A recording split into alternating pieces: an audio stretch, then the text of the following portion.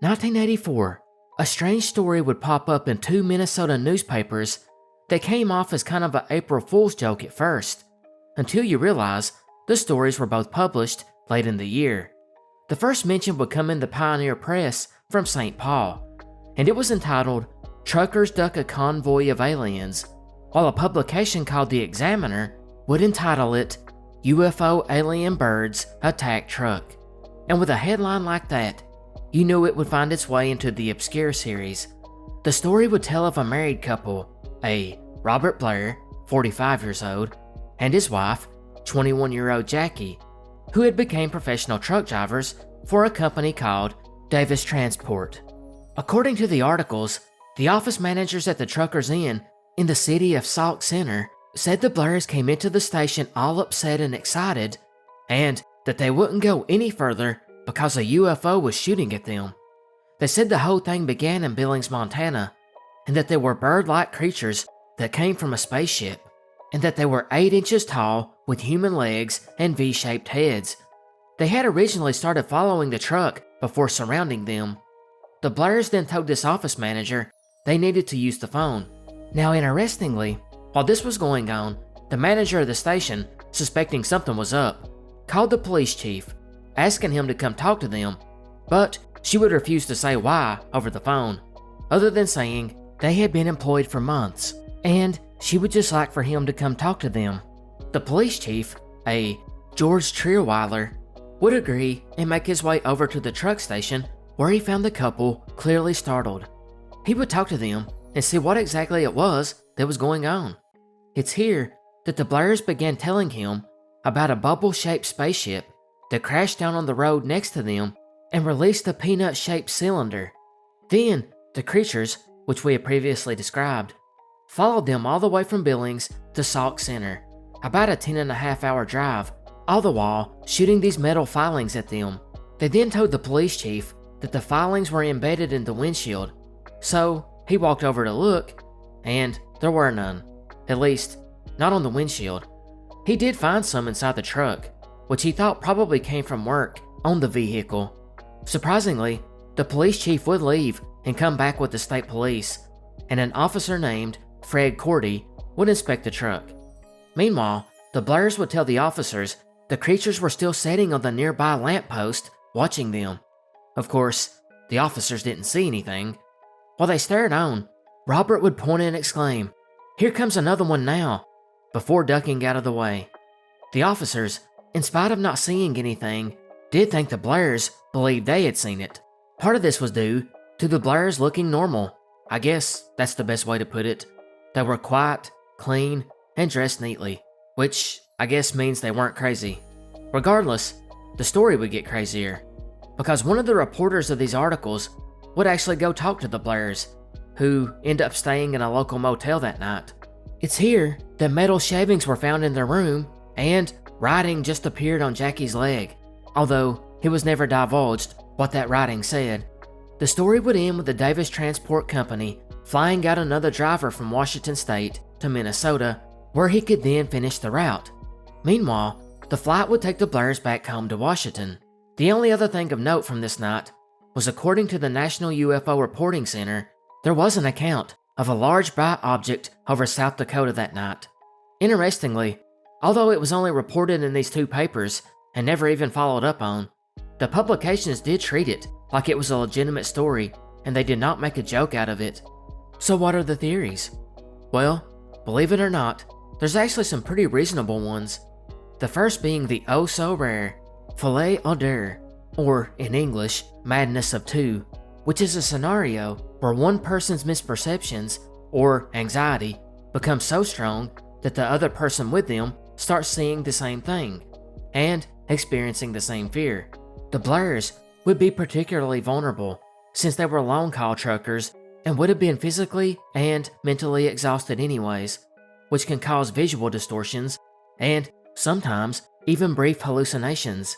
That would go along with the account that they truly believed they were seeing something.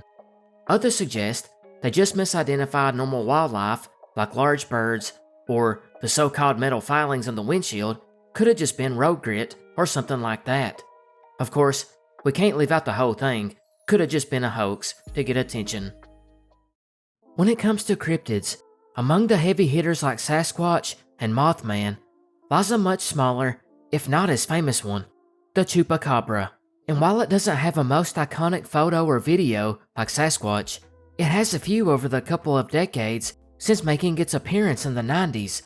But there's probably one you don't know about, as it's pretty obscure, and it's called the Rafrad case, Rafrad being the town in Brazil where this takes place. In May 1997, 3 residents, who wished to remain anonymous, came forward with the photograph of an unknown animal taken on the banks of the San Jose Dam. Apparently, this group had been out fishing around 8 p.m. when they were gathering up their fishing tackle and heard a strange sound coming from around the cattails, right where they had been fishing. Then, they heard the noise of brush breaking. They thought it was a wild animal, and they were unarmed, so they were pretty scared. But it was at that point that this animal burst out onto the shore between the brush and cattails to where they could see it. And they didn't know what it was, but it just sat there quietly. And the men were relieved, thinking it must be a capybara. That's when one of them reached into his bag and pulled out a small camera that he was carrying around and snapped this photo. It remained in the camera's storage for about a week until the fisherman could review it, and that's when he realized this was no capybara. Actually, he didn't know what it was, and it was very dark, making it more difficult to see. He would, however, eventually use the computer to bring out the light more, but that didn't really help. It would eventually reach the veterinary clinic, where the vet there would study the photograph. His conclusion was it was some kind of monkey, but its teeth were unusual in the fact that it matched no species of ape or monkey that he knew of. He also thought it was strange that the area that it was found in had been the same area where a bunch of dead sheep had been found. Dead sheep that had its ears ripped off. The vet finished, though, by stating the photo was not good enough quality to draw any real conclusions, but he didn't think it was any unknown animal. The photo would then make its way to a local zoo where it was looked at by a biologist there. This man, too, believed it was a monkey, probably a capuchin. But after he used his magnifying glass, he concluded that the teeth ruled out a monkey, or any primate, and stated that its shape was reptilian, even comparing it to a T-Rex. He also noted its mouth was very large in relation to the size of its head, while the white parts of the fangs did not appear to be teeth, due to the spacing found between one and the other. And after further study, he believed it was just a hoax, and that this creature was a stuffed animal that had vampire dentures attached. He also believed that it was weird that these people just ran across it at the right time and had a camera on top of that, since it was the 90s and most people didn't do that. Not to mention, this was at the top of the Chupacabra hype. But the study wasn't done, and it was taken to image analysts that focused on computer manipulation, and they found that it had not been photoshopped in any way. Next, they went to the spot the photo was taken and found that an average-sized man would have had to walk into the pond where the mud would have reached up to his belly, then make his way through all that where he would reach the bank and set the stuffed animal up, meaning it would have been a whole lot of effort for something that doesn't seem worth it. Kenny Veach, better known by his YouTube handle, Snakebite McGee, was a long-distance hiker/explorer. He would post videos of his hiking trips to his channel and prided himself on the physical toll he could put himself through on his hikes. While he was barely active on his own channel, with just 5 videos uploaded, he was well known for being active in the comment sections of other hiking channels. In late 2014, he would post the following in a comment section for the video entitled, "Son of an Area 51 Technician." Quote, "This ain't nothing. I am a long-distance hiker. One time during one of my hikes, out by Nellis Air Force Base, I found a hidden cave. The entrance to the cave was shaped like a perfect capital M. I always enter every cave I find, but as I began to enter this particular cave, my whole body began to vibrate. The closer I got to the cave entrance, the worse the vibrating became.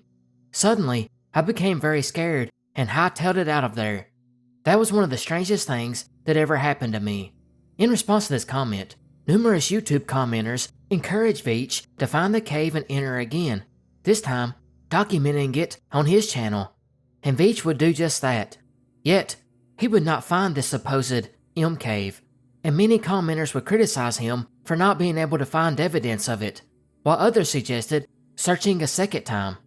While one commenter, named Lemmy Killmaster, would say, "No, don't go back to that cave. If you find that cave entrance, don't go in. You won't get out." But Veitch set out on November 10th, 2014 to find the cave once more. Only this time, Veitch would fail to return home and a search for him would begin. They would discover his cell phone at the mouth of the abandoned mine shaft seen during the M Cave hike video, but after that, the trail went cold.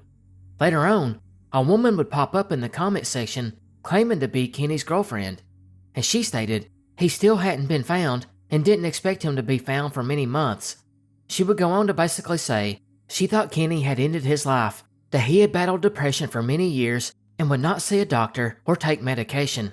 She added that he told her if he ever decided to do it, no one will find his body. Furthermore, he didn't even take his video camera to record this hike, which was odd to say the least. But if he didn't end his own life, what are the other possibilities? Some say Kenny may have stumbled into a drug deal, or perhaps someone disposing of a body, and they had to silence him. There's also the theory that the nearby Nellis Air Force Base had something to do with it, as well as the theory that Kenny never existed and this was created as an art project and Kenny was the actor. However, my favorite theory has to do with Kenny's videos. He only has 5. Outside the one hiking video looking for the M Cave, all the rest were basically advertisements for products he had invented, including one of a pitch to get on the TV show Shark Tank. The theory is Kenny faked the entire thing to get people to notice his inventions, and then he would come back and cash out later on, or hopefully the Shark Tank would at least contact him. But when those things didn't come to pass, he just decided to leave the whole thing up as an urban legend. Do you ever wonder just how many satellites are in space? Well, the number might surprise you, as it's around 9,500, but that's just counting the active ones alone. There are at least 5,500 more that are now inactive or just stopped functioning, leaving them as nothing more than floating debris. And speaking of, that's another issue. There's over 36,000 pieces and parts of satellites floating around our solar system, and that's not even counting the fragments too small to track. But how did we arrive at such a number? Interestingly, that goes back to something known as the Registration Convention, which was an international agreement adopted by the United Nations in 1974, where basically every country agreed to register all their space objects, and every country had their own way of doing it. But it's Britain's that we're going to take a look at, because they would create the UK Registry of Outer Space Objects, which has catalogued everything they have put into space chronologically. And it's the first one of these that we find our mystery, because that object was the Skynet 1A, an early military communication satellite going to space in 1969, and it's left a perplexing space enigma. It would be monitored by a team on the ground in Farnborough, where between the years of 1970 and 73, a series of 6 reports was completed which documented its position and performance. At the end of 1973, Skynet 1A was still oscillating near the gravitational well centered around 75 degrees east, a low point in the Earth's irregular gravitational field that naturally tugs on satellites. So far, everything was by the book, but here's where things start to get strange.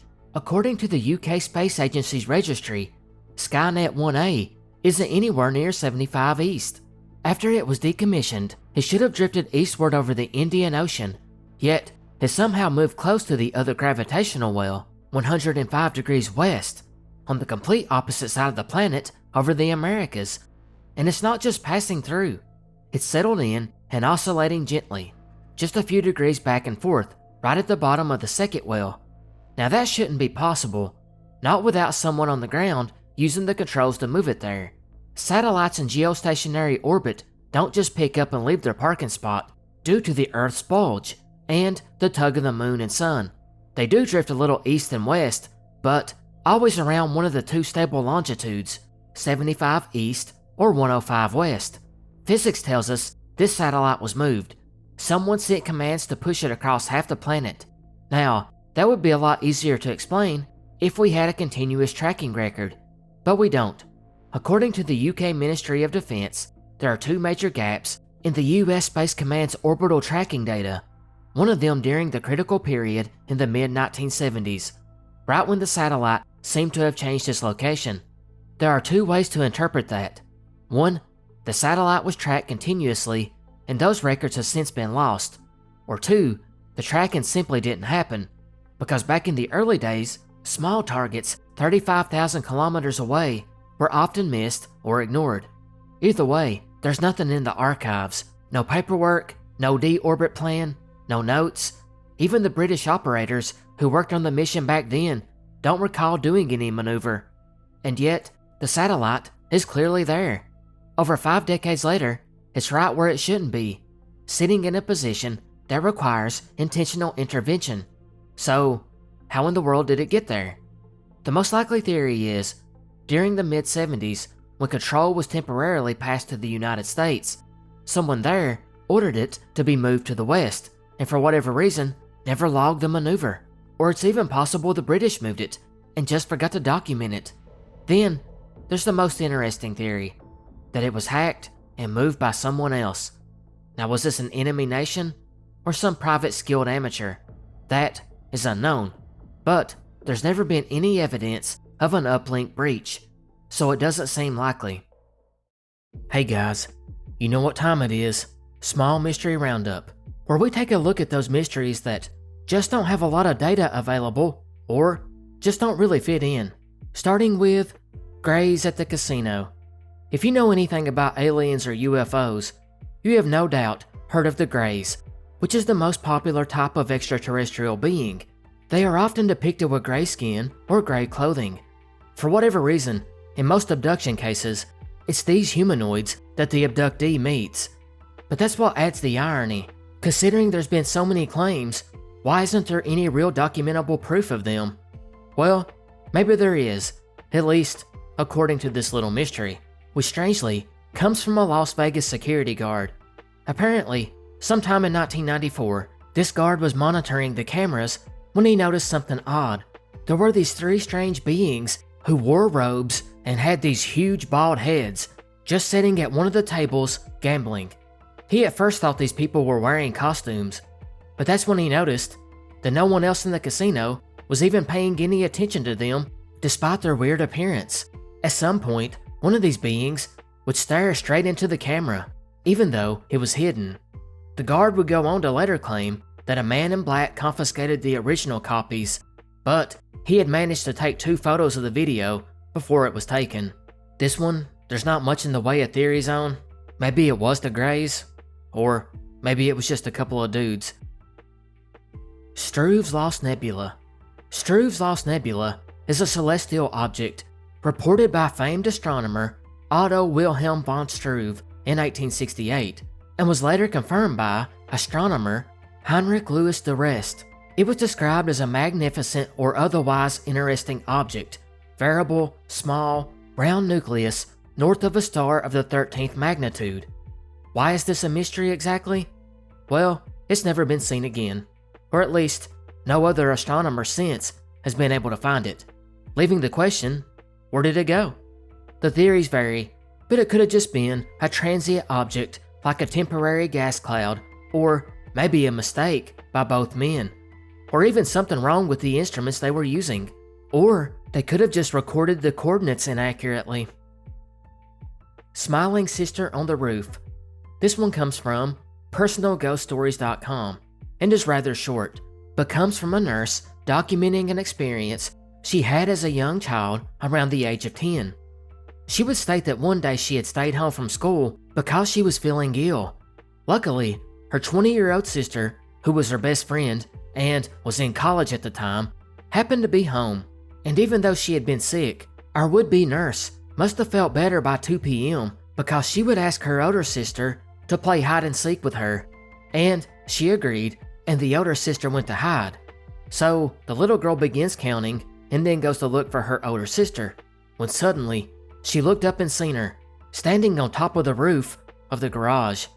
Now obviously, this little girl was not prepared for this, and had no idea how to get up there, and just looked at her and smiled and said, "Come down." About the time she said that, she heard a voice behind her saying, "Who are you talking to?" And obviously, it was her sister behind her. So, who was the person on the garage? The person who submitted this account did state that the house was pretty old, and someone in the past had died in a fire in the garage. She even noted the burn marks were still in some of the wood, but other than that, she didn't give any theories. So, I will. The most logical one was a fever-induced hallucination, which would make sense since she was sick. Then you get the theories like pareidolia, seeing random patterns where they don't actually exist. Of course, there's the supernatural theories too, like doppelganger phenomenon, or a haunting, which goes along with the fire.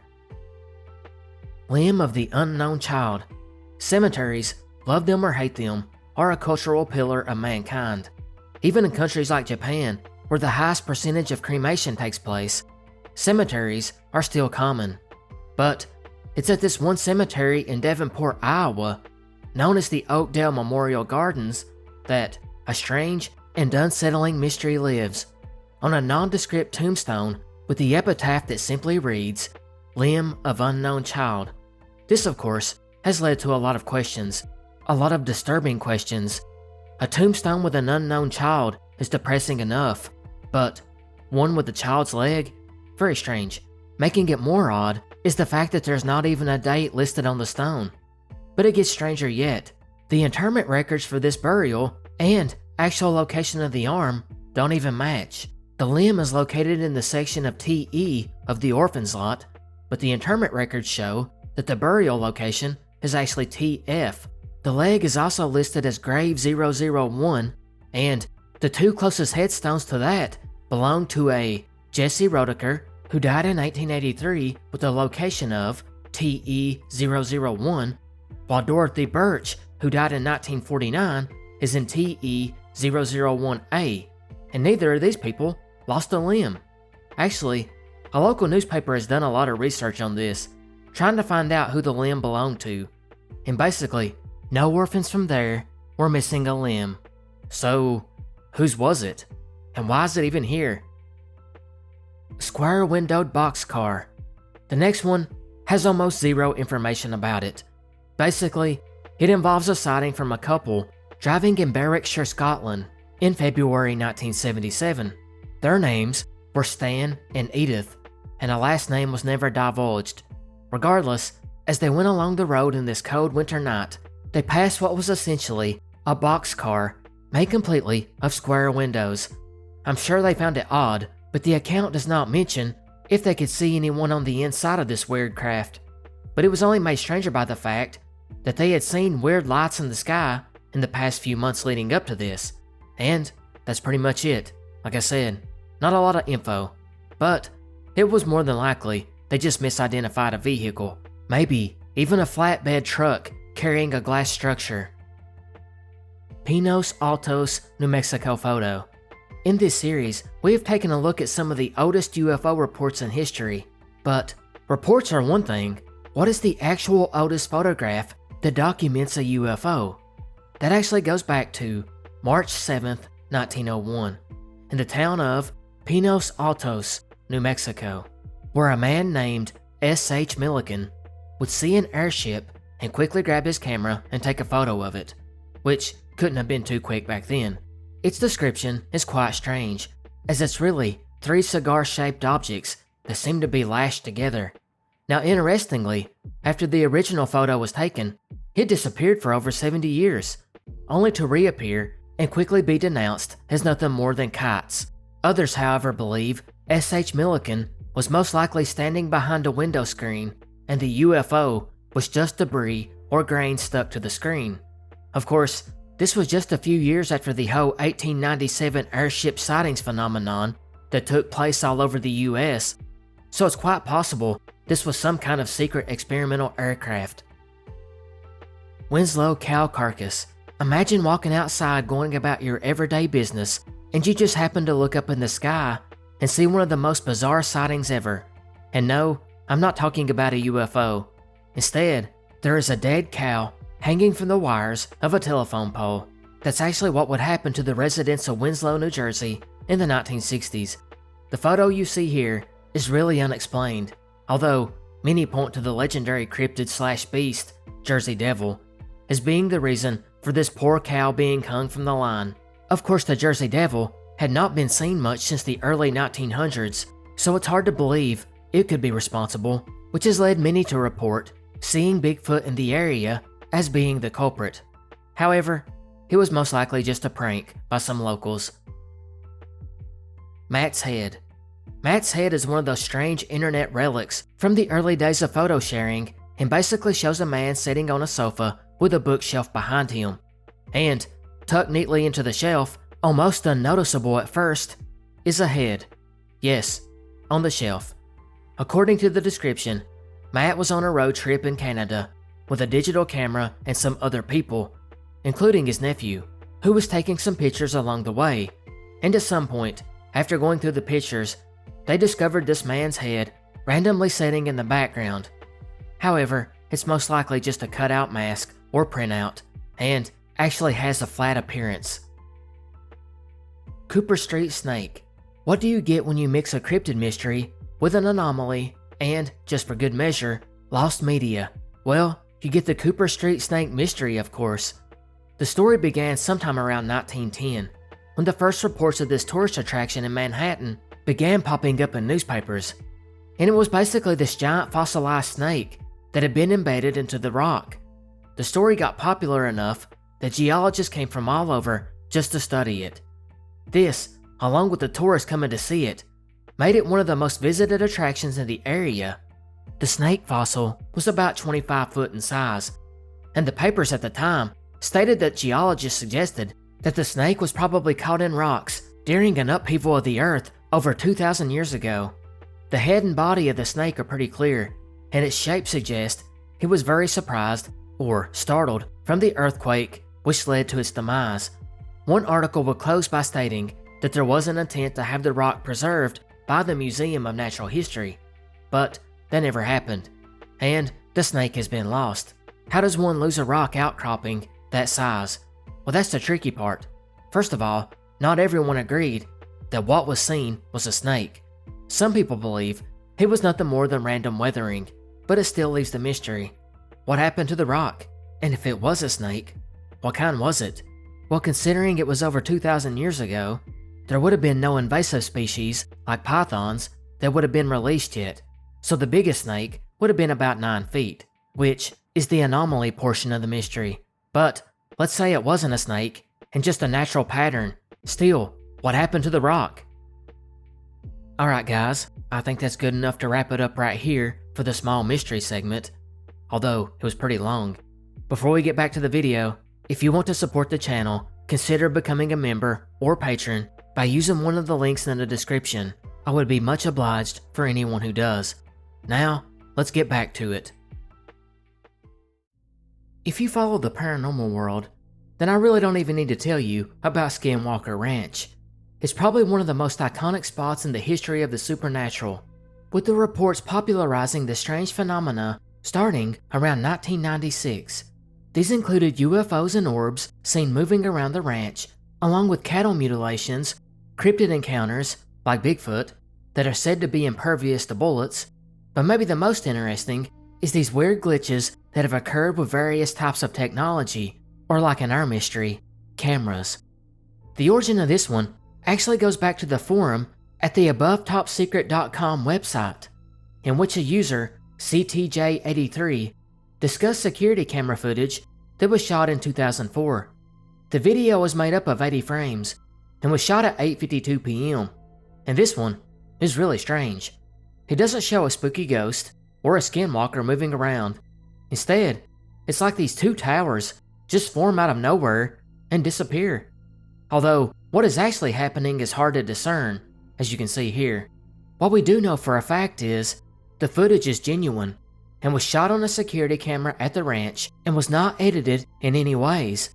We also know that most likely the footage is standard def, considering the year was 2004. Next, CTJ83 would go on to deduce more information, pointing out that in all likelihood, it was recorded onto a VHS tape originally, citing the reduced quality. However, the next part is also strange, because this footage did not come from the original tape itself. but instead, someone recorded it from a monitor, which means whoever recorded it was never given access to the original tape, or the person at the time just had no way to digitize the analog footage. But there's other oddities with this so-called security footage.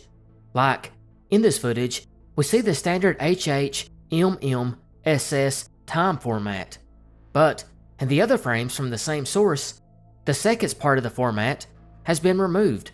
Of course, maybe someone could have intentionally done that in the settings, but it seems a little sketchy. But it could also be the tape was set to record in long play mode, which would make it skip seconds for more compression, something like 30 frames per minute. But there's a problem with that. As mentioned, this is just 80 frames total, 90 if you count the 10 frames where it fades in. So if you're recording 30 frames per minute, then 90 frames would take 3 minutes. But that is not what's reflected on this video. Then you got the other oddities on the film, or should I say, the oddities that are missing from the film. VHS tapes, if you are old enough to remember, often begin to deteriorate over time, leaving you with that bouncing or weaving movement when watching the film. But this scene looks perfect. No jittering or instability at all. Of course, maybe it was digitally stabilized, but that seems odd for 2004. In spite of all that, the fact still stands that the towers appear naturally on the footage and have not been digitally laid over as an after effect. Before we get to the theories, it is worth pointing out that this footage got its fame thanks to Jeremy Corbell, the filmmaker who's become well known in the UFO community for his documentaries on the subject. But although Corbell brought it to the public, he is not the one that filmed the original monitor footage. That came from someone else, and Jeremy himself stated he was never even allowed to see or film the original footage, leaving more questions. Really, the technical aspects of the video footage is a little out of my wheelhouse, but I will share the theories that I found. The one mentioned most often is it's nothing more than an atmospheric mirage. Considering the towers pop up in that one spot without affecting the surrounding area, it's most likely heat haze. You know, that shimmering you see in the air near the ground that seems to bend terrain? It's often seen in movies, and it would totally explain the so-called towers, which seem to materialize out of nowhere. Another thought along that same line is there could be a hidden flame or even hot exhaust coming off a vehicle near the camera, right off frame, which could distort the video, given the appearance of towers way off in the distance, when in reality, there's a heat haze very close to the camera. Then you have the other weather elements, like a fog or a mist that is slowly evaporating around a silo, water tank, or some other normal ranch structure. After this, the theories are pretty much what you might guess. A camera malfunction, insect or debris on the lens, a hoax, or maybe, just maybe, a real paranormal phenomenon. Bridgeport, Connecticut, November 1974. A lonely bungalow-style home located on Lindley Street would play host to one of the most well-documented cases of supernatural phenomenon ever recorded. The home was owned by a couple, Gerard and Laura Gooden, who first brought attention to the strangeness when they reported to their neighbors and friends that their house was having all kinds of weird things happening. And of course, according to the Goodens, this was being caused by paranormal forces. Now, if this was just going by their word, you could possibly just skip ahead. However, that's the important part in this one. It's the fact that this stuff that was happening would be witnessed by many, and it wasn't just neighbors. Witnesses consisted of reporters, priests, police, firefighters, and of course, paranormal investigators. Not to mention, 2,000 people from the city that came by just to look upon hearing the weird news, resulting in gridlock for the tiny neighborhood. And it's cause of this that this case is one of the most important in the study of the unexplained and unknown. Usually hauntings or poltergeists are witnessed by a single family or just a few friends, and the activity is never able to be successfully reproduced. In this case, however, there were a number of witnesses, and reputable ones at that.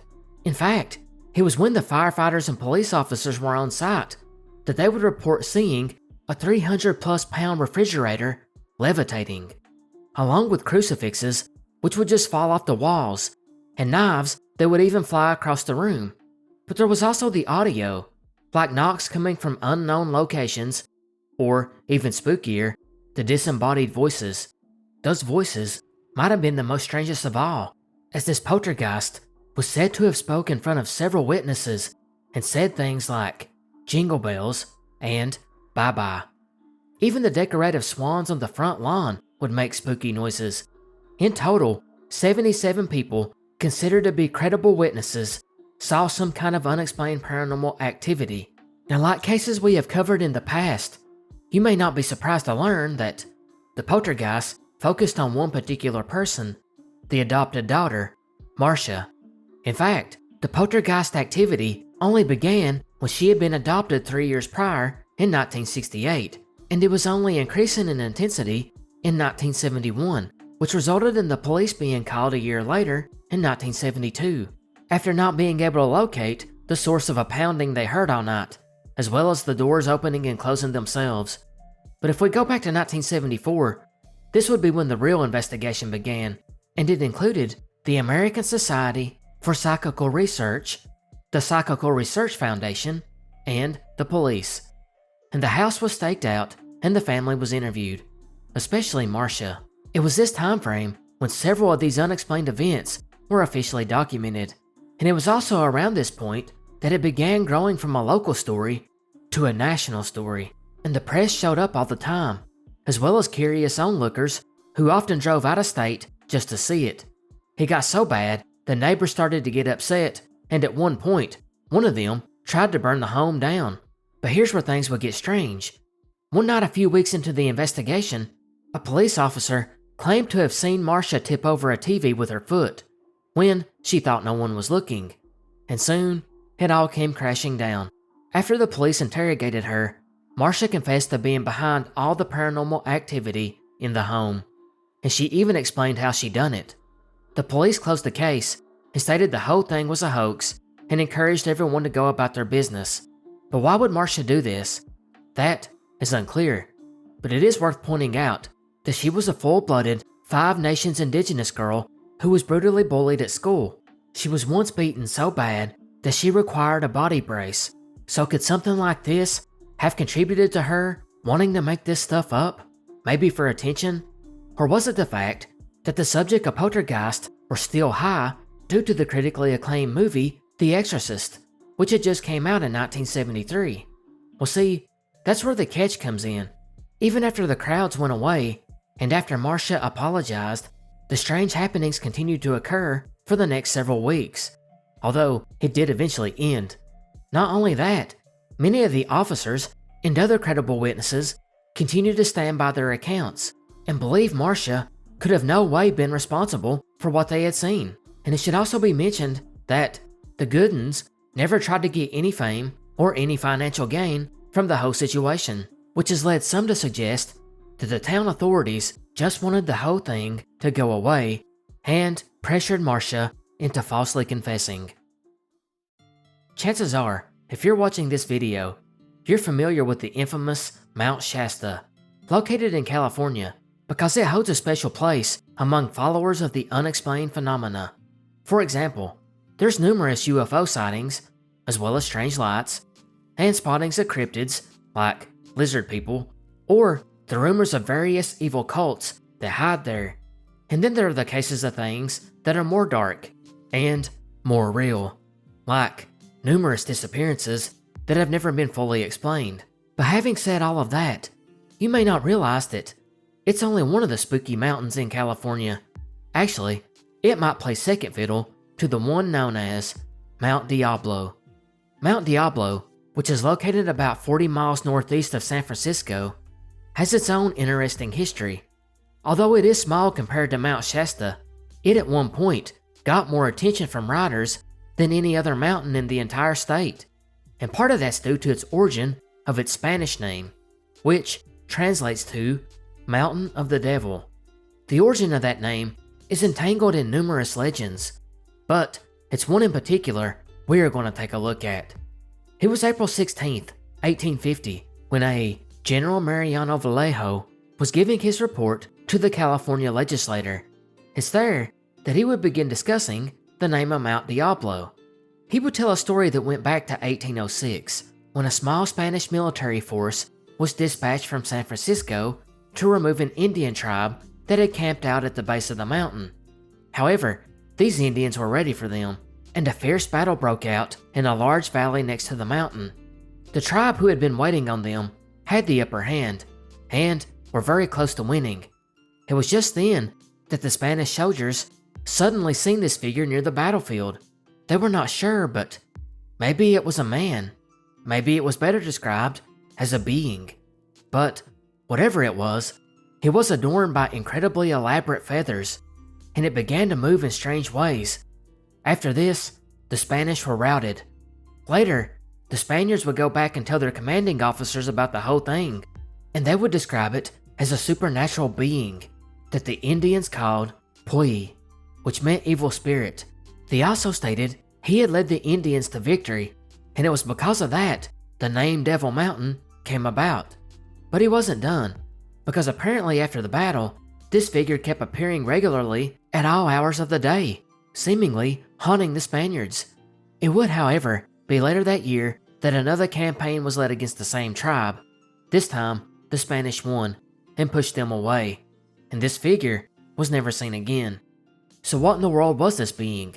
Was it really the devil or some kind of demon that the Native American tribes in the area were able to summon? Obviously, not very likely. Actually, there's a very plausible simple explanation. It was nothing more than firefly swarms. In the lower slopes and around water, large clusters of fireflies can create a flickering glow. And in darkness, or mist, or even at a distance, it could look like a floating figure of light. Next is the trusty old reliable swamp gas. If there was decomposing organic matter in a nearby wetland area, then that's most likely what it was. 1952, Essex, England. It was a warm day when 9-year-old Bill Ramsey went outside to the garden and began to play around, never expecting something so innocent to become a lifelong strange mystery. Bill, despite the warm weather, all of a sudden felt an icy blast of frigid cold sweep over him, leaving his perspiration to freeze on his skin. But that was just the beginning, because he would next smell a foul odor, like garbage that had sat out in the summer heat for days. This caused him to vomit. The reaction was overpowering, and all he could do was stand and dream about running away to the beach. And strangely, wolves. Suddenly, his mom would call for him, and it snapped him out of the trance. But this was only the beginning for Bill. The child that had been known for being well-mannered soon began to have anger issues, sometimes to the point it completely overtook him, such as the day he ripped a fence post out of the ground with his bare hands and began to swing it at his parents when they tried to approach him. Then he began to let out aggressive growls and snarls, and of course, this shook his parents up, especially when he began to chew the fence. They eventually ran inside, and Bill had a chance to calm down. That is a bizarre moment, and it makes it strange because, over the next 15 years, Bill was completely normal. He even got married and had a family. He did have problems though, such as the recurring nightmares where he was often chasing, or sometimes stalking, his own wife, only for her to roll around and scream after seeing Bill's actions in his sleep. The dreams did slack off, thankfully, but it came back about 2 years later when Bill awoke one night to the sound of growling. He was certain he heard a vicious animal somewhere in the home, and it didn't take long for him to realize that animal was him. But stranger things were yet to come. By 1983, about 14 years after the growling incident, he would go out with some friends to a local pub where he spent the night drinking, and he began to feel the familiar chills that he had experienced as a child, and he excused himself to the bathroom where he tried to resist the anger inside, before finally looking into the mirror in an attempt to regain control. But when he looked, he realized he was staring straight at a wolf. Bill decided he needed to get home and tried to contain the beast during the car ride, but he began to growl and could not stop. His friend, who was sitting beside him in the back, must have been stunned to look over and see Bill twisting his hands into the shape of claws, and then bending over and trying to bite him on the leg. The driver was forced to pull over and the friends ejected Bill from the vehicle, where he soon regained his composure and finished the ride home. But the attacks grew worse. Later that year, Bill started to suffer chest pains and thought he might be having a heart attack, so he went to the emergency room. But halfway through the blood pressure exam, he would bite the arm of the nurse before jumping up, running down the hallway, and trying to escape. Strangely, his shoulders were hunched over and his fingers were bent in the shape of claws, and he had his lips curled like a rabid animal, knocking people down along the way. It would actually take several people to finally tackle him and drag him to the ground. Even after being handcuffed, a tranquilizer had to be used. The next morning, a doctor came to see him and listened to his story and recommended he stay in the hospital for observation, but Bill declined, and the feelings went away for a short while, until he visited his mother, and he felt the urge coming on. He rushed back to the hospital to try and stop the transformation. He was late though, and he tried to attack a nurse and lunged at an orderly. Officers were soon called, and he would snarl at the men, and a scuffle broke out, leaving one officer severely injured before the werewolf, Bill, was subdued. Again, he was referred to a mental hospital, which he declined and walked away. It would happen again though, just a few years later in 1987, when Bill made a citizen's arrest on a local sex worker who solicited him. After getting to the police station, she ran inside, and a policeman came out to question Bill, and after lightly touching him on the shoulder, Bill snapped, and he went full werewolf, throwing the officer to the ground and began trying to choke him to death. It took around 6 officers and 2 injections just to subdue him. After this, he was held, and multiple tests were ran, including MRIs, X-rays, and psychiatric evaluations, but they could find nothing wrong with him. Soon the news spread, and it was picked up all over the world. Bill, meanwhile, would just voluntarily turn himself into the police every so often when he felt the urge coming on, and they would put him behind the jail cell to protect himself and others. But he was beginning to get desperate, and he eventually would reach out to a Father McKenna who offered to do an exorcism. So they would get together, and for the first 30 minutes, it seemed to not be working. But Bill began to change. His face contorted, and he even tried to attack the bishop. But suddenly, it all stopped, and Bill seemed relaxed and normal. The exorcism was successful. A photo was even taken after the event outside, and Bill never changed back to a werewolf again. Crazy story, but what are the theories? Well, it has to be pointed out. Clinical lycanthropy is a very real, very rare psychiatric syndrome in which the person genuinely believes they are transforming into an animal, usually a wolf. Although, this doesn't explain the cold sweats, stench, or Bill's strength, which was said to be superhuman. It's also possible he was suffering from a form of epilepsy where seizures in the temporal lobes produce intense hallucinations, fierce rage, or even smelling hallucinations, and it can also cause involuntary movements. Or he may have just had intermittent explosive disorder with dissociative features, a psychiatric condition marked by sudden impulsive aggressive outbursts with hardly any or no provocation. Or maybe he was really possessed by a demon. And that brings us to the end of this installment of the Obscure Unsolved Mysteries Iceberg Explained. We are now at the end of Layer 3. I hope you guys enjoyed. Goodbye, and good night.